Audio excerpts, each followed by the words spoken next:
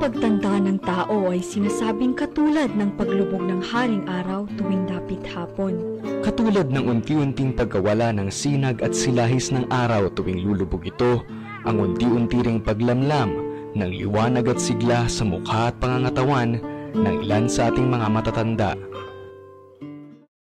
Ngunit dito sa Pasay, may ilang matatanda na tila nasa tugatog pa din ang kanilang kabataan. Patuloy sa pagkayod, tumatawa, umiindak at patuloy na binibigyang kulay ang buhay sa kabila ng pagkulubot ng mukha at paghina ng kanilang mga kasukasuhan.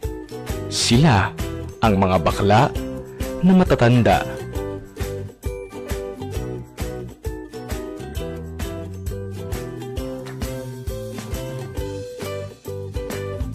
Minsan nang naitampok sa isang pelikula ang isang tahanan ng mga matatandang bakla. Sa pelikulang Markova, naging matunog ang pangalang Home for the Golden Gates. 13 taon mula nang pinalabas ang Markova, hinanap namin kung nasaan ang nasabing tahanan. Nagtanong-tanong kami kung saan ba yung Home for the Golden Gates. Dito kami tinuro, pero hanggang ngayon, hindi pa rin namin makita kung saan ba siya nakapwesto. Kaya samahan niyo ako, hanapin natin. Sa maliit na eskinita sa may FD Harrison dito sa Pasay, natagpuan namin ang isang bahay. Hindi kalakihan at may kalumaan na, pero ang laman nito, nakabibighani at sadyang nakatutuwa. Puno ng palamuti ang tirahan. May mga larawang nakasabit sa dingding kung saan bakas na bakas ang kaligayahan at pagkakaisa ng mga taong nakatira at minsay ding tumira dito. Mayroon ring aquarium na paboritong libangan ng isa sa mga naninirahan na si Semi Baisa. Sa loob ng 4 na taon, ito na ang nagsilbing tahanan niya. Hindi pa man gaano katagal ay siya na ang naging vice-presidente ng samahan ng Home for the Golden Gates. Bilang vice-presidente, isa daw sa kanyang problema ang pang-araw-araw na pagkain para sa lahat ng kasama niya. Siya na rin kasi halos ang tumatayong ina at ama ng kanilang mumunting tahanan. I am working in the hospital. Besides, nasa cafeteria. Minsan talaga, kinakapos sa ganyan, nakakaya, pero totoo yun na kinakapos din kami sa ilang mga pangailangan namin dito, especially sa pagkain. Pero wala pa naman akong nalipasan ng mga bading dito na hindi sila kumain. Ang pang-araw-araw na panggastos daw sa bahay ang pangunahin nilang problema. Kaya't laking pasasalamat nila sa mga matyagang nag-aabot ng kanilang personal na tulong. Dati raw, hindi nila problema ang mga bagay na ito. Malayo sa kinagisnan nila noong nabubuhay pa ang kanilang founder na si Justo Justo. Katulad nito, may nagsushoulder ng aming monthly payment dito sa bahay. That is 5,000, di ba? Malaking bagay din. Kaya ang inaano na lang namin yung aming pinagtutulong-tulungan na lang namin yung aming kuryente, tubig, at saka yan, pagkain. Paliwanag ni Professor Eric Manalastas, isang LGBT psychology expert.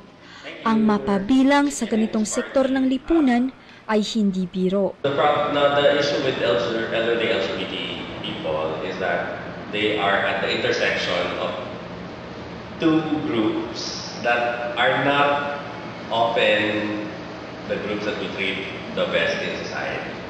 Sexual minority na sila, elderly pa. Kung pagiging veterana din lang sa Home for the Golden Gates ang usapan, ang kanilang reigning na Miss Golden Gay na si Gloria ang siyang reyna. Dito sa isang salon sa Quezon City, nakasama ko si Gloria Manila o George Fernandez sa tunay na buhay para sa isang kwentuhan. Si Gloria ang isa sa mga pinakamatagal ng miyembro ng samahan. Nagsisimula pa lamang daw siya bilang isang performer at impersonator sa mga gay bars ng Maynila ay kasama na siya ng iba pang matatandang bakla. Diyan ako lumaki. Diyan ako 15 years old agad. ilang taon na ako, 65 sa kanila na ako. Kasama ka si JJ. Nakita lang ako ni JJ lang sa labas ng bahay niya kasi nagpunta ako sa kanila. Kasi nanonood sila sa amin kada show ko, nakikita ko siya. Sinasabitan niya ako ng 100. Natutuwa sa akin si JJ. Sabi niya, punta ko sa akin, nakita niya. Sabi niya, more than 16 years old na ako. Tumira ako sa kanya. Dahil tumanda ako dahil tumanda ako sa kanya ako. Buhay pa siya. Kung ang tingin ng ilan ay samahan lamang sila ng mga baklang matatanda, para kay Gloria, higit pa dito ang kanilang turingan. Mabait sila, maganda sila makasama. Yung pangalawa ngayon, mabait sila, maganda sila makasama. Para kayo magkakapatid, magkakaisa. Ngunit hindi lahat ng reyna ay may magagarang istorya, sapagkat si Gloria ay may kwento ng kanyang disgrasya. Sa kalagitnaan ng aming pag-uusap, isang mapait na alaala ng nakaraan ang biglang nanariwa sa kanya.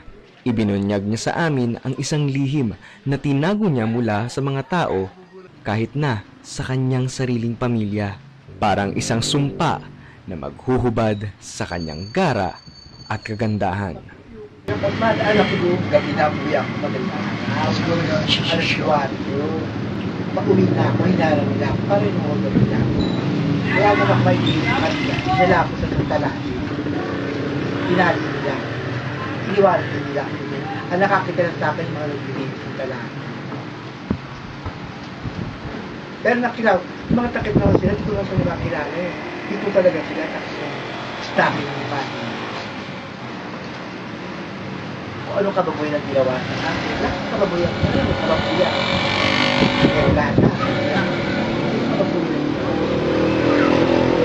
Miyembro man ng Golden Gays, nakatira si Gloria sa sarili niyang tirahan. Di tulad ng iba niyang mga kasama na sama-samang nakatira sa isang bubong. Kahit daw malayo at matagtag ang biyahe, sinisikap ni Gloria na bumisita sa Pasay upang makapiling ang iba pang mga bakla na tinuturing na din niyang pamilya.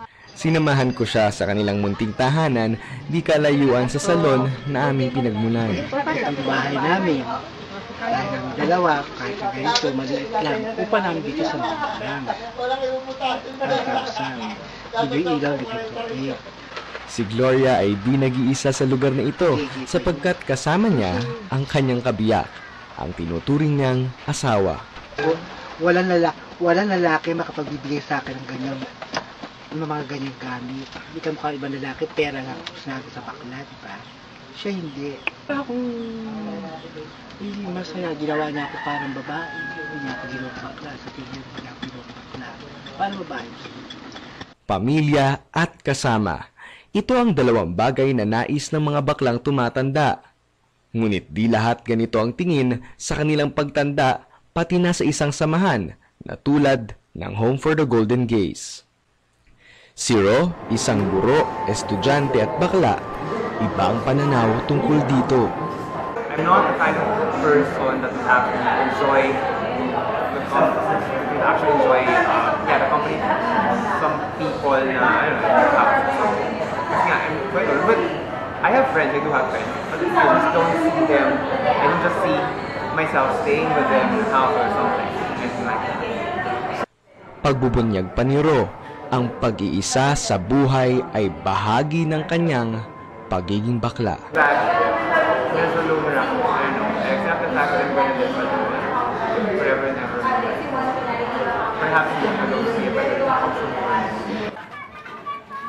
Nung sumunod na araw, bumisita ako sa Pasay para sa hinanda naming maliit na tulong para sa Home for the Golden Gays. Nandito tayo ngayon sa Home for the Golden Gays at naghanda tayo ng maliit na surprise sa kanila sa pagtulungan sa UPMCO. At balita ko may performance daw na magaganap sa loob. Tara, tingnan natin.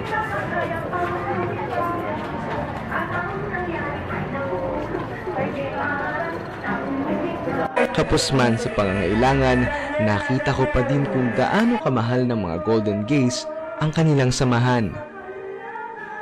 Ang bawat pagtatanghal, pagngiti, pagrampa at pag-awit, lahat ay bukal at mula sa puso. Isang puso na nasaktan man ng kani-kanilang mga pagsubok sa buhay, ngunit patuloy na tumitibay sa pagdaan ng panahon at lumalaban. Nung kailan, nakita natin yung sapatos ni Gloria. No? At kita nyo naman ngayon, talagang suot ni Gloria yung kanyang high heels na bigay ng kanyang asawa. Diba? Ang ganda-ganda. Pasalamat ako sa inyo, ha? Napakaganda. Gloria Manila. Tanging sa Home for the Golden Gays nilang makikita. Palubog man ang kani-kanilang mga araw at buhay habang tumatanda, patuloy pa rin nilang sinisikap na magbigay ng maganda at makabuluhang liwanag sa bawat isa, gaya ng madamdaming liwanag na nagmumula sa isang palubog na araw. Kasabay ng paglubog ng kanilang mga araw, ang tila paglubog din ng kanilang kalagayan. Salat man sa pera at minsay tinuyan ng lipunan, sila daw ay mayaman pa din sa pag-asa at kaligayahan. Pakiramdam na hindi matutumbasan ang siglang hatid na pagtanda kasama ang kanilang pamilya na nabuo dulot ng pangailangan at pagkakataon. Ako po si Riel Santos. At ako po si Reggie Uca. Magandang araw po sa inyong lahat.